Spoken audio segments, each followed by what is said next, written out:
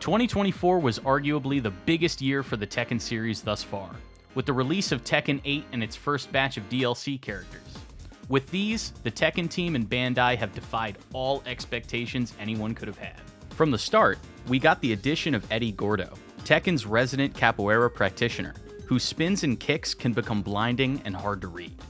Only a few months later, we got the return of Tekken 7's final DLC character, Lydia Sobieska, a character that on the surface seems like a strange combination of a Polish foreign leader mixed with a karate master. But in practice, she makes so much sense. Her personal story is intertwined with the Mishima Zaibatsu and G-Corp, and its relations with Poland. In Tekken, nationalities are hung directly on characters' shoulders. It's absolutely part of what makes the series so charming. The ability to see the different Tekken characters' relation to our own world and cultures is something no other fighting game in the genre can relate to. Following Lydia, we got the completely unexpected return of Heihachi Mishima, the main antagonist of the series. The choice to add him back after his departure was almost unpredictable. From the moment of the game's announcement, we were told multiple times that Heihachi was going to stay fully dead.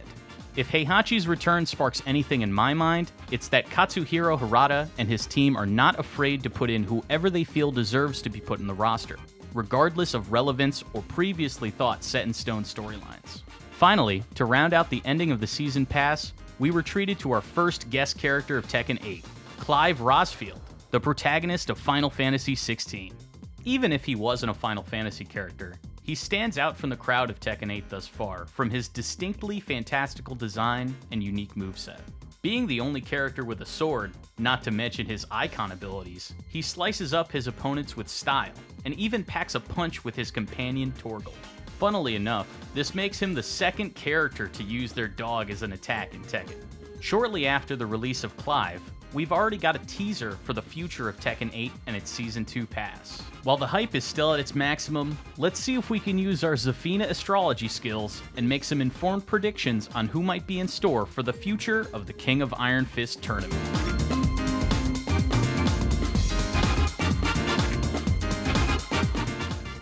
Let's start with the top contender for DLC next season.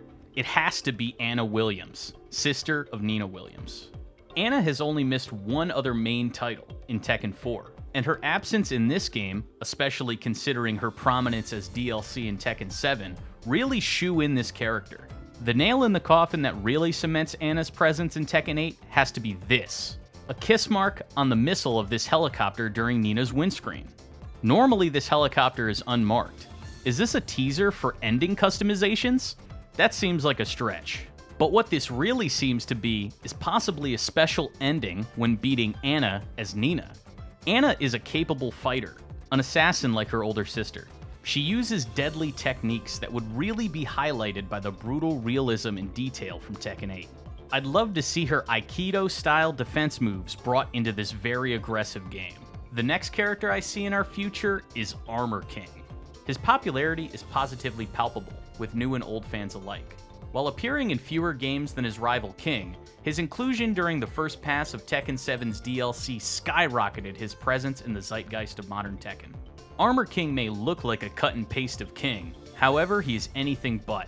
While the two share some moves, Armor King is much more varied in his playstyle. He uses his grabs to supplement his strikes, and his punishment game is traditionally miles ahead of King's. Due to his last entry in the series being non-canon, we haven't received a proper ending to this character's story, and his appearance could give some much-needed context to this luchador's identity. His return would give the story team more room to take this character and make him even more popular than he was in previous entries. If that's even possible, I'm all for seeing this happen. Armor King has one of the many storylines I'd love to see continued. The next character I'm predicting only had one entry in this series, if you don't include mobile games. But while she was introduced quickly and seemingly forgotten, her new popularity has never wavered from the fans or developers alike.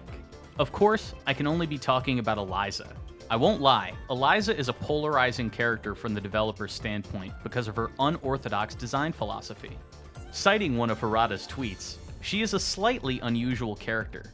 This is understandable, because her playstyle resembles more of a 2D character for this 3D fighter. From her fireball to her meter, she plays a completely different game compared to most of the Tekken 7 roster. For these reasons, I posit we still don't have a closed case on her re-entry for the series, as I, for one, have a different view. Her popularity is still very high, noted by Harada as he described her as, quote, his favorite. I predict we will see the team give this lethargic vampire girl another go, possibly from the ground up. We saw so little from her, but she resonated deeply with many players. And if it takes a firm rework to her toolkit to make her appear in Tekken 8, I believe the developers would be willing to take another crack at this unique fighter. Finally, we have Miguel. His absence in Tekken 8 casts a shadow not only over the roster of the game, but over the main plot of Tekken 8 itself. Miguel is a brutal street-style brawler who packs painful punches like his Burla, forward 3+4, hold forward. His savage style and short temper stand him out from the much more stoic Tekken classical reps. We haven't gotten to see much of this Tekken 6 newcomer since his non-canonical storyline in Tekken 7. Without going into spoiler territory for the main plotline of Tekken 8, the main plot of this game revolves around Jin Kazama and his identity being turned around. Understanding the bad things he did to others and coming to terms with them is key not only to Jin's story, but also the main plot of Tekken 8. Knowing this, Jin and Miguel are inseparably tied together in the story. During his introduction to Tekken, Miguel lost his sister in an accident because of Jin. This plot point has yet to be resolved, and as long as Miguel exists, Jin will have yet to atone for the problems he has caused. To remind everyone, when the new DLC characters are released for Tekken 8, they are all given story modes to coincide with their release to give flavor, lore, and the reason for the character's inclusion in the game. Knowing how tied Miguel is to Jin, I predict we will see a new resolution of Jin's story. While Tekken's roster is one of its greatest attributes, no one can leave its iconic stages out when mentioning new content. We saw the release of 3 new stages during the first pass of DLCs this year, starting with the Seaside Resort map for Lydia, Genmaji Temple for Heihachi, and my personal favorite, the Phoenix Gate map for Clive. I would expect to see at least 3 new maps released for next year's pass if this year's content was used as a guide. Based on my predictions, here are the stages I would like to see. For starters, this classic stage deserves a new coat of paint for 2024. I'm talking about the Sky Ring. Only appearing in Tekken 3 and Tekken Tag, it's been years since this arena saw the light of day. But with Tekken 3 nostalgia at an all-time high, and the prominence of reflecting on the past as part of the story in Tekken 8, I can picture this classic wrestling stage for Armor King in all new graphics fitting for the modern day. While not expressly having her own stage, being that she was pre-order DLC, Eliza is still associated with an area prominently referenced in Tekken 8 without it even being playable. Duomo di Sirio, the cathedral stage from Tekken 7. Shown during her release trailer, we see this very stage show up during the Tekken 8 story mode. Many fans, including myself, believe that this could be hinting at its playability in the future. While I admit the evidence is a little shaky, this stage would look so beautiful when updated, and I can't help but list it. With the prominence of a classic character like Anna Williams, I can only imagine the Tekken team selecting a stage just as recognizable. Angkor Wat in Cambodia is as classic as it comes from a Tekken standpoint, and seeing it appear in Tekken 8 would really tie this game to its roots. I should also note that during Anna's original Tekken 7 trailer, the music used was from the Indonesian stage in Tekken Tag 2. This could also be a contender for Anna's stage, but I take that with a grain of salt. We have yet to have a stage in Tekken from Nina in Anna's home country of Ireland. I, for one, would love to see some green rolling Irish hills in Tekken 8. It would be remiss of me to not include any guest characters or stages to my predictions for Year 2, seeing as we have more Tekken DLC passes with guests than we have without them.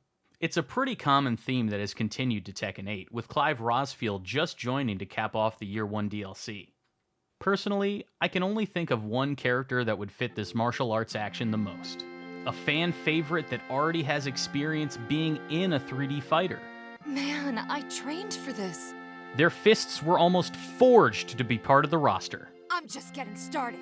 I'm sure most Tekken fans are very aware of this character's franchise and the immutable effect it has had on the series as a whole. Can you guess it? That's right, it's Akira Yuki from Virtua Fighter. What? Were you expecting another Final Fantasy character? Well, I mean, to be fair, that was my second guess. Both of these characters are standouts among fan requests.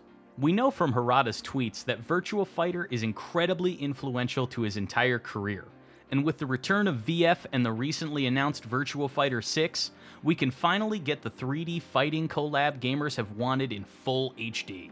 For Final Fantasy, of course, I was referring to Tifa, who dominates all requests online. My turn. She already has 2 recent games she's been a part of in the last few years, Final Fantasy VII Remake and Final Fantasy VII Rebirth respectively. She also has a new game on the horizon. More than ever, her popularity and relevance are deserved. It would be the perfect opportunity to finally see Tifa fight against Kazuya or even take on Clive in a retro versus modern Final Fantasy style brawl. To give a bit more leverage to the potential addition of Tifa, Harada even recently commented on the potential addition of a second Final Fantasy rep, sharing that he's certainly open to it, but it's a decision that the Tekken team cannot make alone. Feel free to check out our article on the interview in the description. Looking to stages, we can't have a guest character without a signature stage. And for Tifa, I couldn't imagine a better fit than Tifa's own bar, 7th Heaven.